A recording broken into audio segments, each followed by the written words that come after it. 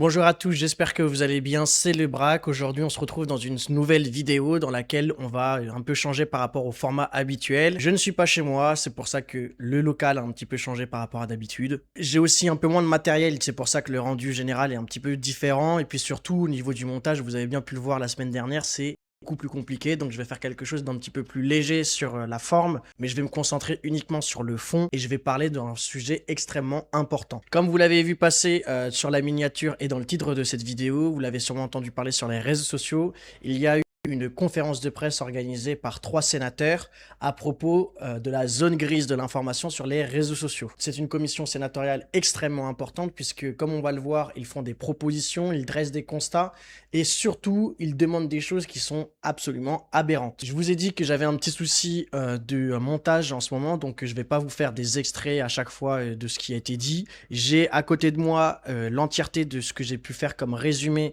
sur les arguments qu'ils ont avancés, les propositions qu'ils ont faites et la présentation globale de l'affaire. Il y aura un peu moins d'extraits, ça sera beaucoup plus fixe comme plan et puis surtout, vous risquez de me voir tourner un petit peu la tête vers la gauche pour voir mes notes puisque pour une fois j'ai travaillé avant la vidéo.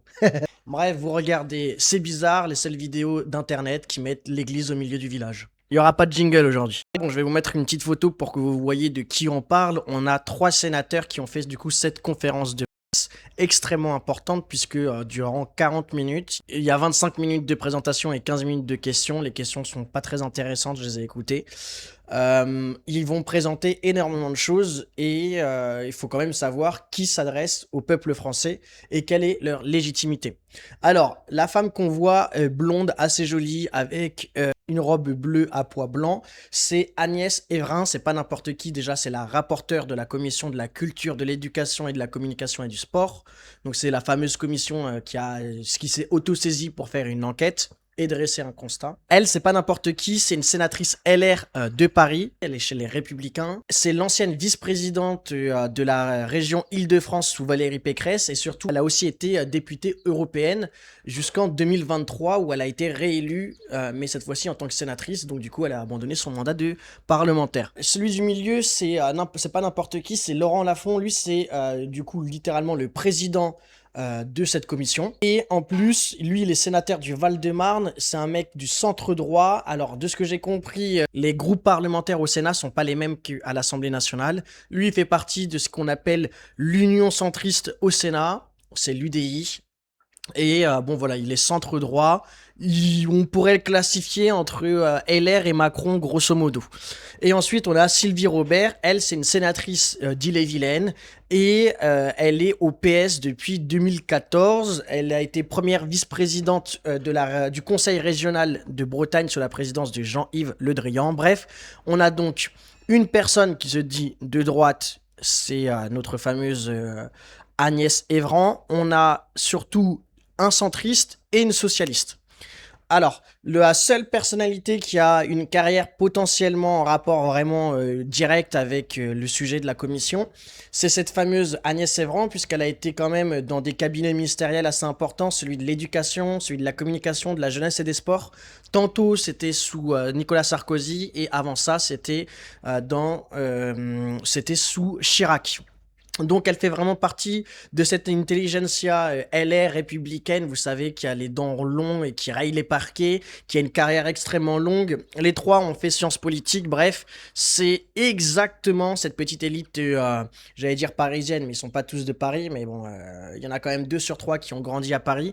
Mais en tout cas, bref, c'est cette nomenclatura qui essaye d'instaurer les dingueries qu'on va citer au fur et à mesure de cette vidéo. Alors, déjà, la première question à laquelle il faut répondre dans ce genre de commission, c'est pourquoi est-ce qu'une commission d'enquête sénatoriale a-t-elle été réalisée?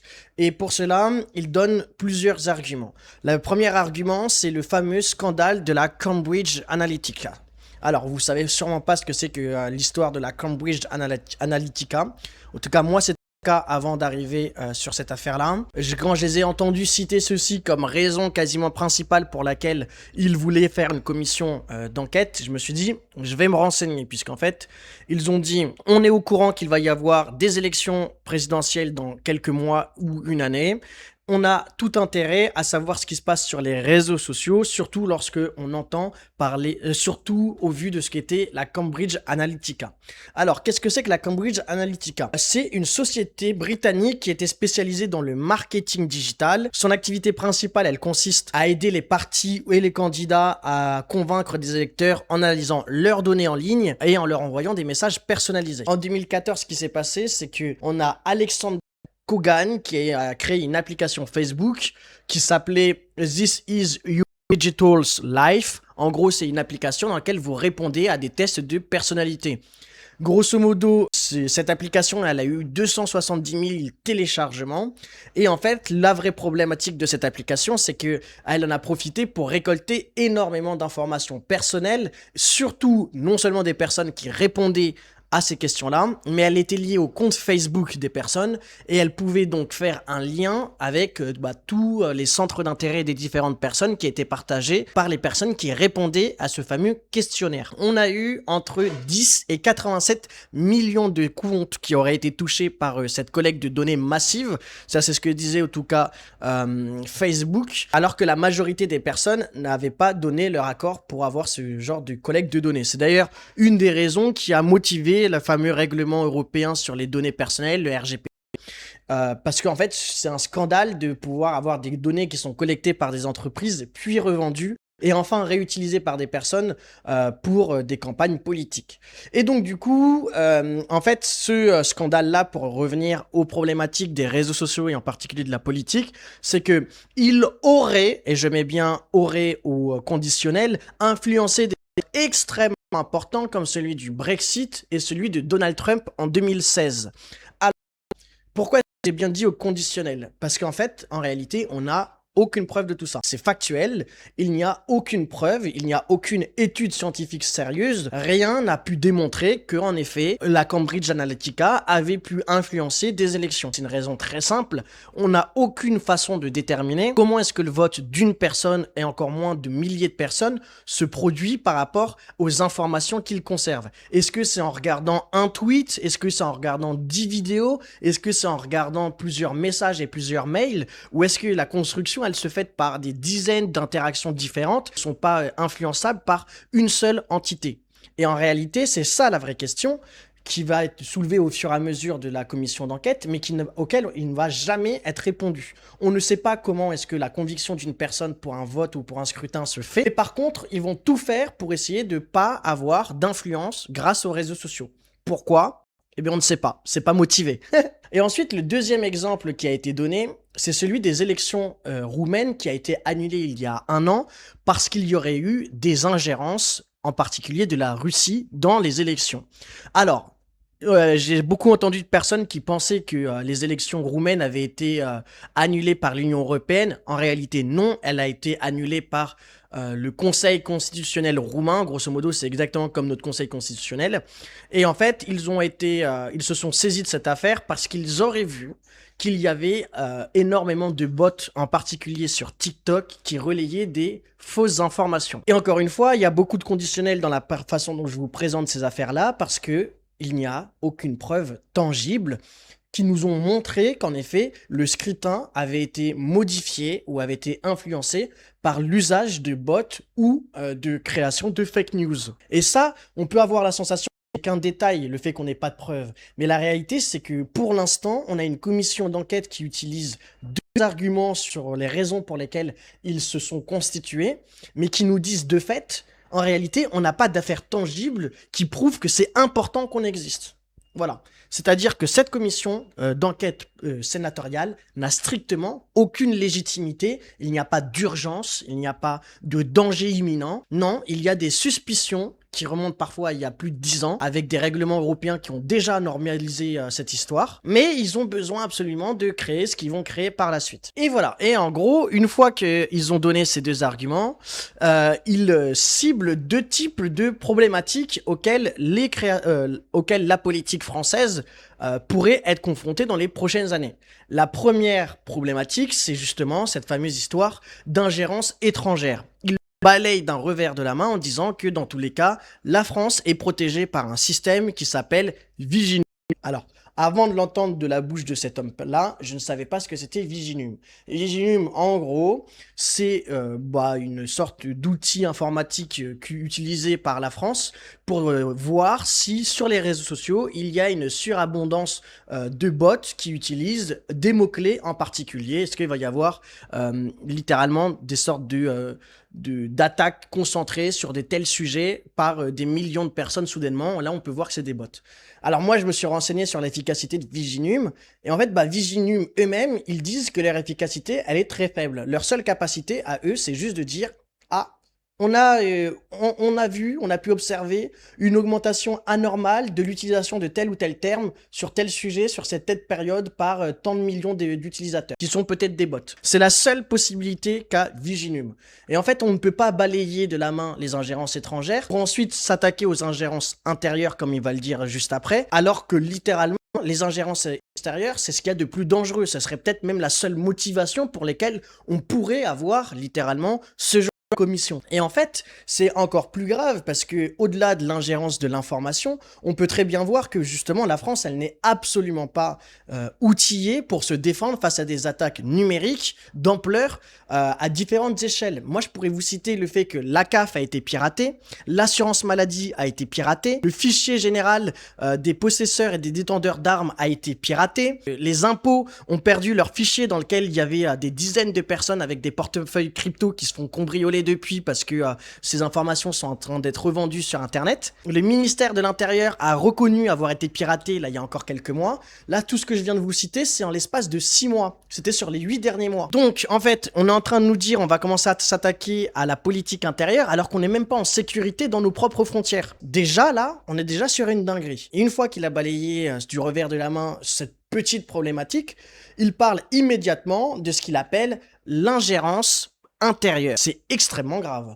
Parce que le plus important, c'est pas tant le terme d'ingérence intérieure, ça peut être compréhensible. Le vrai problème, c'est la façon dont il définit une ingérence intérieure. L'ingérence intérieure, pour lui, c'est un parti politique, une personnalité ou un courant de pensée qui aurait à disposition une forte capacité financière pour user des réseaux sociaux pour atteindre leur objectif. Mais en fait, c'est super grave. Quel est le but d'un parti politique? Dans la définition d'un parti politique, c'est un groupe cohérent d'individus qui pensent sensiblement la même chose, qui ont pour vocation de conquérir le pouvoir et surtout de pouvoir user du pouvoir. C'est ça la définition d'un parti politique. Et lui, il est en train de dire, mais attendez, s'il y a un parti politique qui utilise les réseaux sociaux, c'est pas bien. S'il y a des personnes qui essayent de convaincre des personnes, c'est pas bien. Faut pas le faire.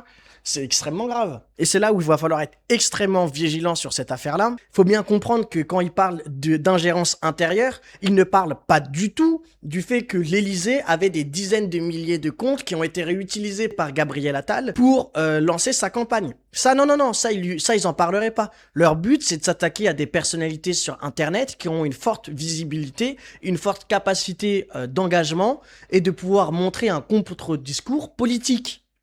Par exemple, j'ai envie de citer des noms qui me viennent à l'esprit, c'est des gens comme John de Lorraine, c'est des gens comme Bouli, c'est des gens comme Marc Vanguard, bref, des personnes qui ont réussi ces dernières années à créer une visibilité et un contre-discours médiatique et politique d'ampleur qui permettait aux gens de se rendre compte à quel point l'État se foutait de notre gueule. Leur but, c'est pas de s'attaquer aux ingérences intérieures des personnes qui pourraient déstabiliser l'État, non, c'est qu'ils ne veulent pas qu'il y ait un double discours politique entre ce que va dire la Pravda et de l'État français, et ce que pourront dire le peuple totalement libre de leur expression sur les réseaux sociaux. Et enfin, dernier point qui est quand même très important, et on va pouvoir continuer, on va pouvoir avancer sur leurs propositions, c'est surtout que ces personnes-là, ils reconnaissent ne pas avoir de connaissances sur les réseaux sociaux. Je suis allé voir les différents comptes des réseaux sociaux, ils ont des profils, je crois que le compte le plus suivi, c'est celui de la fameuse LR, et elle a 30 000 abonnés. Ça, c'est la personne la plus suivie des trois. C'est-à-dire que les trois ne connaissent rien à la communication politique sur Internet, ne comprennent rien aux réseaux sociaux, ne sont surtout pas des personnes qui doivent utiliser concrètement les réseaux sociaux. Et en fait, ils viennent aujourd'hui nous dire, on a reçu aujourd'hui 6 mois de cours sur les réseaux sociaux de la part d'influenceurs, de médias, etc. Et maintenant qu'on a eu notre petit 6 mois de cours, on va vous donner des règles et on va vous imposer notre pensée. Mais mec, tu ne connais rien des réseaux sociaux. J'ai une expertise des réseaux sociaux qui est évidemment éminemment supérieure supérieur à l'ensemble des 3 personnes qui nous ont parlé lors de cette commission d'enquête sénatoriale. Pourquoi est-ce que ces personnes-là vont légiférer sur un sujet qu'ils ne maîtrisent pas, qui va m'impacter moi personnellement? Et je dis moi, mais ça peut être les milliers de créateurs de contenu qui font un contenu politique autant de droite que plus à droite, que au centre ou que d'extrême gauche. Même si on va pas se mentir, la réalité c'est que ça va être nous qui vont être le plus touchés évidemment. Petite parenthèse au milieu de cette vidéo, si vous voulez me soutenir le travail d'indépendant que je suis en train de faire, qui est potentiellement mis en danger par ce genre de commission d'enquête sénatoriale, n'hésitez pas à passer par mon lien Tipeee en description et me faire un petit don, ça m'aide énormément, c'est ma première source de revenus. On reprend la vidéo tout de suite. Et alors, concrètement, qu'est-ce qu'ils ont proposé? La première proposition, c'est de créer un organisme d'État qui aura pour vocation... de chapeauter Internet. C'est une folie. Parce que j'ai oublié de vous dire que le premier constat qu'ils font d'abord, avant de faire des propositions, c'est... en fait, il y a un moment où la sénatrice, elle arrive et elle chouine un peu et elle dit non, mais c'est pas possible que la télévision et les ondes hertziennes ainsi que la radio, ils aient un régulateur comme l'Arcom, alors qu'il n'existe pas de grands organismes comme celui-ci pour les réseaux sociaux. En fait, elle est en train de dire c'est bizarre, il y a Internet, ils sont libres. En fait, c'est pas normal. Ils doivent pas être libres. On doit les censurer. Et elle se dit de droit. Elle en profite aussi pour dire que les notes de la communauté Twitter ne sont pas des bons moyens de réguler les fausses informations, alors que moi je trouve que c'est plutôt bon en réalité, puisqu'elles permettent de pouvoir montrer à quel point il y a des personnes qui peuvent dire de la merde, et c'est très visible. C'est-à-dire, tu as le tweet, juste en dessous, tu as la note de la communauté, qui est généralement sourcée, qui est très détaillée, qui explique bien en quoi le post de base est faux, ou partiellement faux. En fait, c'est vachement mieux que leur idée générale de, en fait, on supprime un compte s'il dit de la merde. D'ailleurs, j'ai pas réussi à retrouver cette source-là, mais je croyais que Marc Vanguard avait fait cette compilation, ou quelqu'un d'autre, du nombre de personnes qui avaient subi une note de la communauté Twitter parmi les personnalités politiques françaises, et qui avait une surreprésentation de LFI dans les notes de la communauté Twitter. Faudrait peut-être retrouver cette information-là, parce que je la trouve particulièrement amusante, est vraiment importante à mettre en avant. Donc, qu'est-ce qu'il propose? Eh bien, il propose la création d'un organisme d'État capable d'organiser une riposte. Waouh, rien que ça. Alors, qu'est-ce que cet organisme d'État aura comme possibilité? Elle aura la possibilité de faire modifier les algorithmes des réseaux sociaux. Rien que ça. De faire supprimer un compte jugé comme dangereux en cas de danger imminent pour la sécurité du pays ou d'un scrutin. Donc, c'est là où la folie, elle arrive. Il demande qu'il y ait un organisme qui puisse appuyer sur un bouton pour dire tel compte doit être supprimé. Et c'est là où, pour moi, il y a une vraie folie. C'est que derrière, il demande l'augmentation du pouvoir de l'Arcom, augmentation du pouvoir des juges, augmenter les effectifs humains de l'Arcom et travailler à l'échelle européenne. Mais c'est là où il y a une vraie folie dans leurs propositions. Ils demandent la création d'un organisme qui puisse supprimer un compte quand ils le veulent. Moi, j'ai une question. Où est l'aspect judiciaire de cette affaire? À quel moment cette personne qui va se faire supprimer son compte, eh bien, littéralement, elle a le droit à un procès équitable? Ça me semble être le minimum dans ce genre de situation. Moi, j'ai envie de prendre un exemple, celui de John DeLorean. Voilà, c'est une personne qui a 100 000 abonnés sur Twitter, qui fait un travail d'actualité, de réinformation. Si demain, l'Arcom ou le nouvel organisme de régulation décide de supprimer le compte de John DeLorean, quels sont ses recours? Parce que là, on vient de lui supprimer son travail, on vient de lui supprimer des années de travail, on vient de lui supprimer ses revenus. Quels sont ses recours? C'est une vraie question. Qui décide que son compte sera supprimé? C'est un petit groupe de personnes qui vont dire « Ah, sur un tweet, les 10 000 qui postent par an, il a fait une fausse information, on le supprime. » Ou c'est à partir de 10%. Qui c'est qui décide? Il y a un juge qui va notifier tout ça? Est-ce qu'on a le droit de faire appel à la décision? Parce que j'imagine que si c'est un organisme en dehors des réseaux sociaux, tu pourras pas faire appel au réseau social de réactiver ton compte. Puisqu'ils vont te dire, ce n'est pas nous qui avons décidé de fermer votre compte, c'est l'État français. Donc du coup, on a le droit de faire appel. Il y a un ordre administratif qui va être dédié au fait qu'on a fait appel à une suspension de compte. Et qu'est-ce qu'on appelle le danger imminent pour la sécurité d'un pays ou d'un scrutin? Est-ce que le fait de faire un tweet qui va faire plus de 1000 likes, c'est un tweet qui peut mettre en danger un scrutin? Concrètement, qu'est-ce que c'est? Est-ce que le fait de rebalancer des vidéos d'Emmanuel Macron ou des Gilets jaunes ou de l'affaire Benalla, ça serait du danger pour un scrutin? Qui c'est qui va décider tout ça? Concrètement, on est sur une négation, littéralement, de la démocratie. Non seulement de la démocratie, mais en plus de la liberté d'expression, mais en plus de ça, du droit à la défense judiciaire. Bref, c'est un scandale. Ce n'est pas possible que des personnes puissent proposer ce genre de texte en vote, en fait. Parce que là, du coup, de ce qu'ils disaient, ils proposent ce texte, ils vont proposer un texte à leur nom d'ici la fin de l'été. Mais c'est absolument impossible. D'ailleurs, micro-parenthèse, sur l'Arcom, j'en ai profité pour faire mes recherches. L'Arcom, c'est 51 millions d'euros de budget annuel qui est entièrement financé par l'État. Et c'est 33 millions de masse salariale. Il y a 33 millions d'euros qui passent dans le paiement de 360 personnes. Ils sont payés en moyenne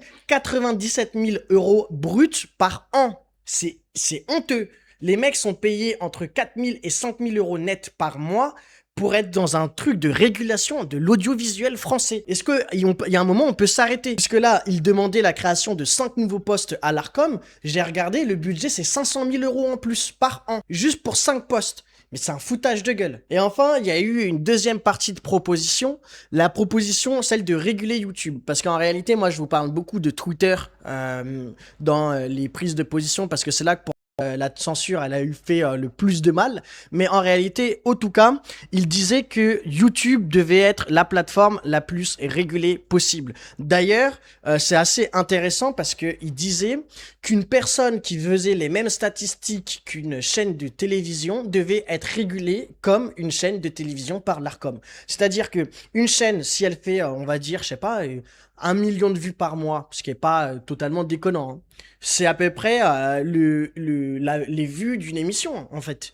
Cette personne-là devrait être régulée par l'audiovisuel public. C'est-à-dire qu'on va vous imposer des quotas, on va vous imposer un temps de parole, on va vous imposer des propos que vous pouvez dire ou ne vous pouvez pas dire. Mais en fait, on marche sur la tête. Et je ne comprends pas qu'une sénatrice qui se dit LR, c'est-à-dire de droite, qui a été sous Chirac et sous Sarkozy, puisse aujourd'hui porter ce genre de proposition.